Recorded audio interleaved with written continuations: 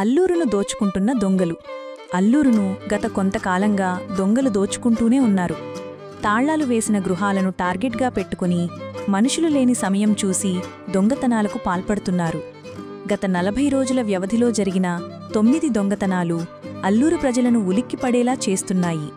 తాజాగా నెల్లూరు జిల్లా అల్లూరు మండలం అల్లూరు పట్టణ పరిధిలోని అన్నదాతవారి వీధిలో షేక్ ఇంతియాజ్ కుటుంబ సభ్యులతో కలిసి తిరుపతిలోని వారి బంధువుల వివాహానికి ఈ నెల 19న హాజరయ్యాడు. తిరిగి 25న ఉదయం ఇంటికి చేరుకున్న సమయంలో ఇంట్లోని వస్తువులంతా చిందరవందరగా పడి ఉండటాన్ని గమనించారు. దీంతో గురువారం పరిశీలిస్తే వాటిని ధ్వంసం చేసి 7 సవర్ల బంగారం, 30,000 నగదును దొంగిలించినట్టు నిర్ధారించారు.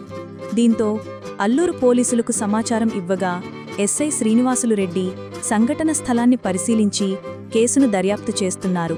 ఇదిలా ఉండగా దొంగతనాల్లో ఆరితేరిన వ్యక్తులే వరుస చోరీలకు పాల్పడుతుండటంతో వారెవరో గుర్తించలేని పరిస్థితుల్లో అటు పోలీసులు ఇటు ప్రజలు తలలు పట్టుకుంటున్నారు. నా పేరు వచ్చేసి షేక్ యాదవ్ సార్. నా పేరు మేము 19వ తేదీ నైట్ తిరుపతికి వెళ్ళినాం సార్. పెళ్ళి ఉంటే మా చెల్లెలు మ్యారేజ్ అయితే వెళ్ళున్నాము. నిన్న నైట్ 24వ తేదీ నైట్ వచ్చాం. వచ్చి చూసేసరికి ఇంటి తాళాలు పగలు కొట్టేస్తున్నారు. అప్పటికప్పుడు పోయేసి పోలీస్ స్టేషన్లో కంప్లైంట్ ఇచ్చేసాం. కంప్లైంట్ ఇచ్చేస్తే ఏఎస్ఐ గారు కానిస్టేబుల్ గారు వచ్చి చూసుకొని పోయినారు. రేపు తెల్లవారుజామున వచ్చేసి ఎస్ఐ గారు వస్తారు, వచ్చి చూసి మాట్లాడతారు అని చెప్పారు.